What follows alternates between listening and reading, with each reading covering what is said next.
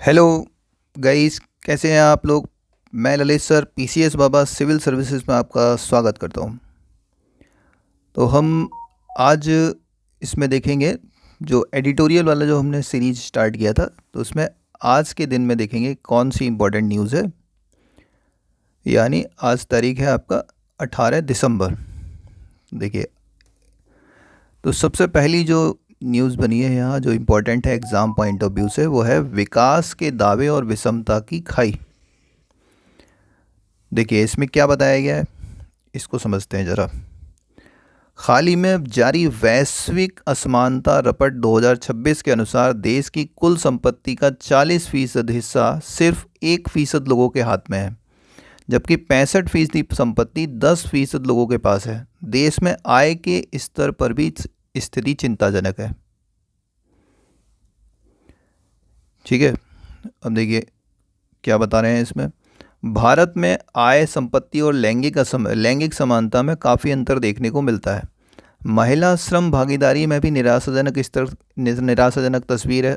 वहीं आज पूरी दुनिया में आर्थिक, लैंगिक और श्रम क्षेत्र में स्त्री पुरुष विभेद बढ़ रहे हैं। भारत वैश्विक स्तर पर सबसे तेज़ी से बढ़ती अर्थव्यवस्थाओं में से एक है, मगर जब बात लैंगिक समानता, श्रम क्षेत्र में महिलाओं की भागीदारी और निर्धनता की आती है तो मालूम होता है कि भारत वैश्विक मानकों पर बहुत पीछे है। देश में लैंगिक असमानता दुनिया के अन्य देशों की अपेक्षा कहीं ज़्यादा है। ये मतलब इसका थीम के बारे में बता रहे हैं। अब हम यार ज़रा डिटेल में देखेंगे क्या कह रहे हैं। ये कोई अजय प्रताप तिवारी हैं, इनका लेख है ये। देखिए क्या बताया इन्होंने। देश की आर्थिक प्रगति ने समाज के कई समुदायों और वर्गों की भी उपेक्षा की है। दरअसल विकास के क्रम में कतिपय वर्गों के हितों को साधने का प्रयास किया गया है। इससे आर्थिक विकास के समक्ष लैंगिक असमानता, जीवन स्तर और जीवन गुणवत्ता में असमानता, निर्धनता, जलवायु परिवर्तन तथा ग्रामीण एवं शहरी क्षेत्रों में असमानता जैसी गंभीर चुनौतियां पैदा हो गई हैं। हाल ही में जारी वैश्विक असमानता रपट 2026 के अनुसार देश के कुल संपत्ति का 40% हिस्सा सिर्फ 1% लोगों के हाथों में है, जबकि 65% हिस्सा 10% लोगों के पास है। देश में आय के स्तर पर भी स्थिति चिंताजनक है। कुल राष्ट्रीय आय की 58% हिस्सेदारी 10% लोगों के पास है, जबकि 50% की हिस्सेदारी में 15% लोगों की भागीदारी है। भारत में आय, संपत्ति और लैंगिक समानता में काफ़ी अंतर देखने को मिलता है। महिला श्रम भागीदारी में भी निराशाजनक तस्वीर है। वहीं आज पूरी दुनिया में आर्थिक, लैंगिक और श्रम क्षेत्र में स्त्री पुरुष विभेद बढ़ रहे हैं। भारत वैश्विक स्तर पर सबसे तेज़ी से बढ़ती अर्थव्यवस्थाओं में से एक है, मगर जब बात लैंगिक समानता, श्रम क्षेत्र में महिलाओं की भागीदारी और निर्धनता की आती है तो मालूम होता है कि भारत वैश्विक मानकों पर बहुत पीछे है। देश में लैंगिक असमानता दुनिया के अन्य देशों की अपेक्षा कहीं ज़्यादा है। विश्व आर्थिक मंच की ओर से जारी ग्लोबल जेंडर गैप रिपोर्ट रपट 2025 में भारत 148 देशों में से 131वें स्थान पे है। देश में भी राजनीतिक असमानता भी दिखाई देती है। वर्ष 2024 के चुनाव के बाद लोकसभा में महिलाओं का प्रतिनिधित्व 13.6% है। वहीं स्थानीय सरकार में भागीदारी 44.4% है। दुनिया भर में लड़कियां और महिलाएं आर्थिक असमानता की शिकार हो रही हैं। इस मसले पर अनेक रपटों में चिंता व्यक्त की गई है। भारत में अन्य देशों की अपेक्षा पुरुषों की तुलना में महिलाओं को वेतन वाले काम कम मिलते हैं। देश के 119 अरबपतियों की सूची में मात्र 9 महिलाएं शामिल हैं। यदि विकास से जुड़े कार्यों की तुलना की जाए तो महिलाएं 72% ही से हासिल कर पा रही हैं। महिलाएं पुरुषों की अपेक्षा 28% कम उपलब्धियां हासिल कर रही हैं। आज दुनिया भर में 15% ऐसी महिलाएं हैं जो काम करने के योग्य हैं, लेकिन उनके पास काम के अवसर उपलब्ध नहीं है। यदि पुरुषों की बात करें तो यह आंकड़ा 10% है। इन आंकड़ों से स्पष्ट है कि महिलाओं की अपेक्षा पुरुषों को काम करने की ज़्यादा अवसर हैं। भारत में शिक्षा के क्षेत्र में महिलाओं की बात करें तो वर्ष 2022 में 24.9% ने ही माध्यमिक और उच्चतर शिक्षा हासिल की है, जबकि पुरुषों की यह संख्या 38.6% दर्ज की गई है। भारत में विज्ञान, गणित और इंजीनियरिंग विषय में लगभग 43% महिलाएं स्नातक की उपाधि प्राप्त कर रही हैं। यह आंकड़ा पुरुषों की अपेक्षा महिलाओं की ज़्यादा है, मगर दुनिया भर में शीर्ष प्रशासनिक सेवाओं में महिलाओं की भागीदारी अब भी बहुत कम है। भारत में महिलाओं की स्थिति बहुत स्पष्ट नहीं है। इसी तरह वर्ष 2012 से 2022 के बीच लगभग 44% युवा लड़कियां शिक्षा और रोजगार से वंचित रह गई थी। कोई ऐसा क्षेत्र नहीं जहां महिलाओं की भागीदारी पुरुषों की अपेक्षा ज़्यादा हो। निजी और सार्वजनिक उपक्रमों में महिलाएं बराबरी के लिए संघर्ष कर रही हैं। भारत में कृषि एक ऐसा क्षेत्र है जहां रोजगार की अपार संभावनाएं हैं, लेकिन इस क्षेत्र में भी महिलाएं बहुत पीछे हैं। संयुक्त राष्ट्र भी मानता है कि अभी भी पूरी दुनिया में महिलाओं के लिए संसाधन और तकनीकी पहुंच पुरुषों की अपेक्षा सीमित है। आज पूरे विश्व में 62% पुरुष इंटरनेट का उपयोग करते हैं, वहीं 57% महिलाएं इंटरनेट का इस्तेमाल करती हैं। डिजिटल तकनीक की सुलभता के मामले में पुरुषों की अपेक्षा महिलाएं अब भी पीछे हैं। ऐसे कई ऐसे कार्य हैं जहां महिलाओं की मेहनत का मोल नहीं है। ऑक्सफैम की रिपोर्ट के अनुसार पूरी दुनिया में घरेलू कार्यों में लगी महिलाएं एक वर्ष में करीब 10,000 अरब डॉलर के बराबर काम करती हैं, जिसका उन्हें वेतन नहीं मिलता। यदि इन महिलाओं के कार्यों की आर्थिक गणना की जाए तो वैश्विक सकल घरेलू उत्पाद करीब 4% के बराबर होगा। कृषि कार्यों में जिस कार्य के लिए पुरुषों को अगर 1 रुपया मिलता है, उसी काम को करने के लिए महिलाओं को 82 पैसे मिलते हैं। पुरुषों की अपेक्षा महिलाओं की मजदूरी भी में लगभग 15% का अंतर है। अगर श्रम बल आय की बात की जाए तो यहाँ भी महिलाओं की भागीदारी महज 18% है, जबकि पुरुषों का कुल श्रम बल आय 82% है। भारत में कुल व्यवसाय का लगभग 14% हिस्सा महिलाओं द्वारा संचालित होता है। वहीं केवल 17% महिलाओं को नियमित वेतन वाली नौकरी प्राप्त है। 51% महिलाओं का कार्य अवैतनिक है। 95% महिलाओं का कार्य अनौपचारिक और असंगठित है। श्रम बल में महिलाओं की भागीदारी बढ़ने से आर्थिक विकास की उन्नति होती है, गरीबी और भुखमरी घटती है। संयुक्त राष्ट्र खाद्य एवं कृषि संगठन के अनुसार भारत में महिलाओं की आर्थिक विकास में भागीदारी बढ़ने से लगभग 4.5 करोड़ लोगों की भूख की समस्या से निजात मिलेगी। विश्व में लगभग 240 करोड़ महिलाएं आर्थिक, सामाजिक और अवसर में पुरुषों के बराबर अधिकार से वंचित हैं। इस असमानता की खाई को कम करने में करीब 50 वर्ष या इससे अधिक वर्ष लग सकते हैं। आर्थिक विकास में महिलाओं की भागीदारी बढ़ाने से वैश्विक अर्थव्यवस्था में 81.6 लाख करोड़ रुपए का लाभ होगा। भारत में आर्थिक विकास में महिलाओं की भागीदारी सुनिश्चित होने से काफ़ी लाभ होगा। मैकिन्से ग्लोबल इंस्टीट्यूट के अध्ययन के अनुसार भारत में महिलाओं की आर्थिक भागीदारी से वर्ष 2025 तक सकल घरेलू उत्पाद 2.9 ट्रिलियन डॉलर की वृद्धि की होने की संभावना जताई गई है। फिर भी भारत जैसे लोकतांत्रिक देश में बढ़ती असमानता संविधान द्वारा प्रदत्त अधिकारों का उल्लंघन है। लोकतंत्र का मूल आधार सभी नागरिकों की समान भागीदारी सुनिश्चित करना है। ऐसे में बढ़ती असमानता लोकतंत्र के लिए भी एक बड़ी चुनौती है। आर्थिक विकास में समान भागीदारी से नवप्रवर्तन, प्रतिष्ठा में बढ़ोतरी और अलग अलग आर्थिक क्षेत्रों के सूचकांकों में बेहतरी आएगी।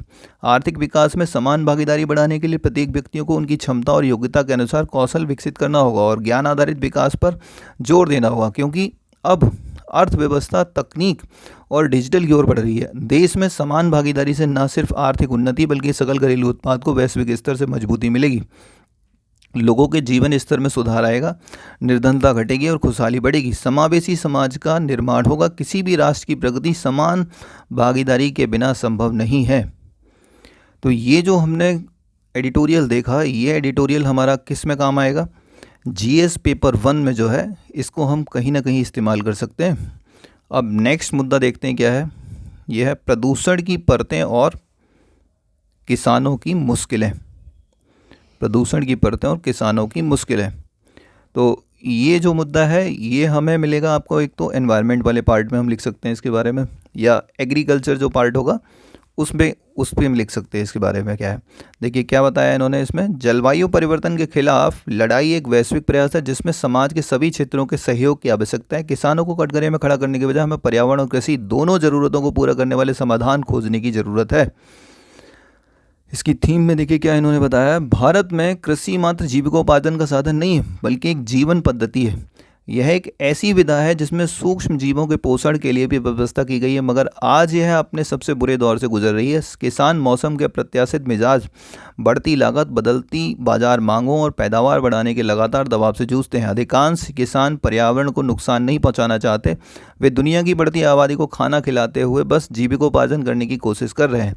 जलवायु परिवर्तन में उनकी भूमिका के लिए किसानों को दोषी ठहराने के बजाय टिकाऊ कृषि पद्धतियों के लिए प्रोत्साहन प्रदान करना अधिक रचनात्मक दृष्टिकोण है। ये केसी त्यागी जी हैं और बिशन नेहवाल, इनका लेख है ये। देखते हैं क्या बताया इन्होंने। दिल्ली समेत आसपास के क्षेत्रों में प्रदूषण के बढ़ते स्तर के कारण हाहाकार मचा हुआ है। कभी दिल्ली का वायु गुणवत्ता सूचकांक यानी AQI गंभीर श्रेणी को पार कर जाता है, तो कभी दिन का उच्चतम तापमान सारे कीर्तिमान ध्वस्त कर देता है। वायु प्रदूषण के कारण बीमारियों में काफ़ी वृद्धि हुई है। AQI के लिए कई बार लोग पंजाब, हरियाणा और पश्चिम उत्तर प्रदेश के किसानों द्वारा जलाई जाने वाली पराली को लगभग एक तरफा तौर पर दोषी ठहराना शुरू कर देते हैं। राज्य सरकारों द्वारा भी आरोप प्रत्यारोप का दौर शुरू हो जाता है, जबकि सिर्फ दिल्ली में ही नहीं बल्कि देश के कई अन्य शहरों में भी वायु प्रदूषण बहुत ज़्यादा है। यह समझना आवश्यक है कि ग्रीन हाउस गैस उत्सर्जन के लिए केवल किसानों को दोषी ठहराना एक अदूरदर्शी और अप्रभावी दृष्टिकोण है। हमें धुएं वाले खेतों से परे देखना चाहिए, उन आंकड़ों की जांच करनी चाहिए जो हमारी जहरीली हवा के वास्तविक कारणों को रेखांकित करते हैं। विज्ञान एवं पर्यावरण केंद्र यानी CSE की एक रिपोर्ट ने इस बात की पुष्टि की कि दिल्ली के लगातार कोहरे के पीछे का असली कारण दूर की पराली नहीं बल्कि सड़कों पर बेहिसाब वाहन और स्थानीय और अनियंत्रित कारक हैं।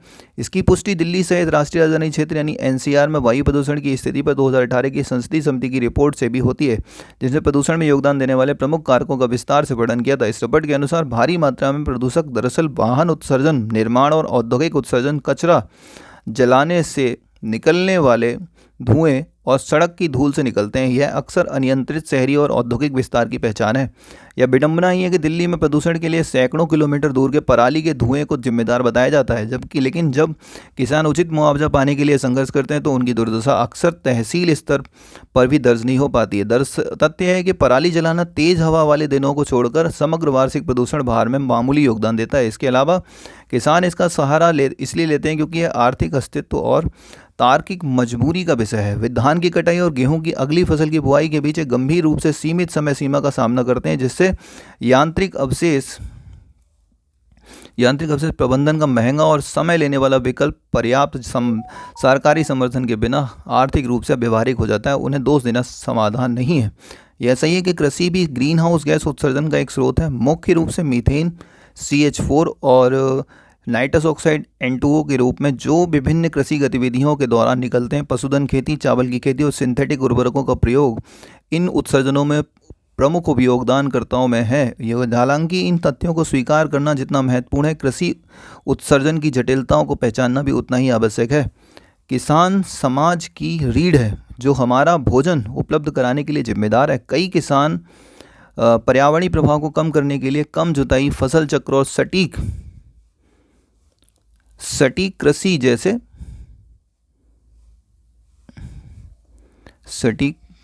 कृषि जैसे टिकाऊ प्रथाओं को अपना रहे हैं। वे समझते हैं कि दीर्घकालिक कृषि स्थिरता के लिए एक स्वस्थ वातावरण आवश्यक है। भारत में कृषि मात्र जीविकोपार्जन का साधन नहीं है बल्कि एक जीवन पद्धति है। किसान मौसम के अप्रत्याशित मिजाज, बढ़ती लागत, बदलती बाजार मांगों और पैदावार बढ़ाने के लगातार दबाव से जूझते हैं। अधिकांश किसान पर्यावरण को नुकसान नहीं पहुंचाना चाहते, वे दुनिया की बढ़ती आबादी को खाना खिलाते हुए बस जीविकोपार्जन करने की कोशिश कर रहे हैं। जलवायु परिवर्तन में उनकी भूमिका के लिए किसानों को दोषी ठहराने के बजाय टिकाऊ कृषि पद्धतियों के लिए प्रोत्साहन प्रदान करना अधिक रचनात्मक दृष्टिकोण है। कई किसान पर्यावरण के अनुकूल तरीकों को अपनाने के इच्छुक है, लेकिन ऐसा करने के लिए उन्हें अक्सर प्रशिक्षण से लेकर वित्तीय सहयोग जैसे समर्थन की आवश्यकता होती है।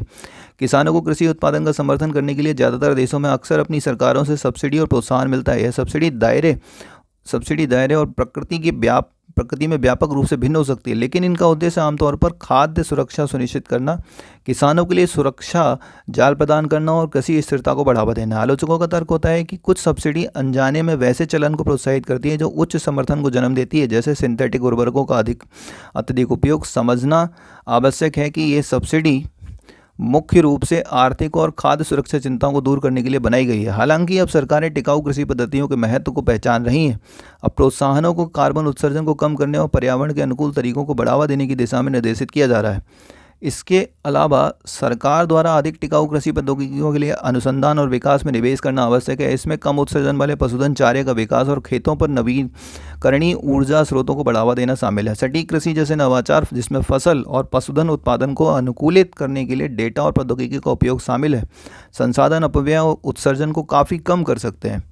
किसानों के टिकाऊ कृषि की ओर कदम बढ़ाने के लिए प्रभावी नीतियां महत्वपूर्ण हैं। सरकारों को नियमों और प्रोत्साहनों के माध्यम से पर्यावरण अनुकूल खेती के तरीकों को अपनाने के लिए प्रोत्साहित करना चाहिए और वित्तीय रूप से समर्थन देना जारी रखना चाहिए। इसमें जैविक खेती, कृषि वानिकी और सटीक कृषि जैसी प्रथाओं के लिए प्रोत्साहन शामिल है, जिसमें उत्सर्जन को कम करने की क्षमता है। कृषि पद्धतियों को आकार देने में उपभोक्ता की भूमिका निभाते हैं। टिकाऊ और पर्यावरण के प्रति जागरूक खेतों से उत्पाद चुनकर वे इस तरह के चलन को प्रोत्साहित कर सकते हैं और बाजार में बदलाव में योगदान दे सकते हैं। साथ ही शिक्षा और जागरूकता कार्यक्रम किसानों को उनकी प्रथाओं के पर्यावरणीय प्रभाव और अधिक टिकाऊ दृष्टिकोण में परिवर्तन के लाभों को समझने में मदद कर सकते हैं।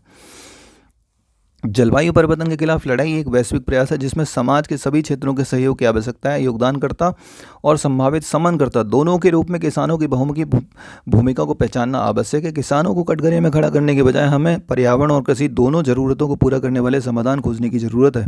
सरकारों, समाजों और कृषि उद्योग को अधिक टिकाऊ और पर्यावरण के अनुकूल कृषि पद्धतियों में परिवर्तन की सुविधा के लिए आवश्यक समर्थन, प्रोत्साहन और शिक्षा प्रदान करने के लिए मिलकर काम करने की आवश्यकता है। सहयोगात्मक दृष्टिकोण पर्यावरण संरक्षण के साथ खाद्य उत्पादन की आवश्यकता को संतुलित करने में मदद कर सकता है। एक निष्पक्ष दृष्टिकोण अधिक टिकाऊ भविष्य की दिशा में सामूहिक रूप से काम करते समय किसानों के सामने आने वाली चुनौतियों को स्वीकार करता है। तो ये दो ऐसे इम्पोर्टेंट आर्टिकल्स थे आज के दिन में जो बहुत ही इम्पोर्टेंट हैं। तो ये वीडियो अब यहीं ख़त्म करते हैं। तो ये कैसा लगा वीडियो आपको कमेंट में बताइएगा। चैनल को सब्सक्राइब करिए, वीडियो को लाइक करिए और अपने दोस्तों को शेयर करिए। Thank you.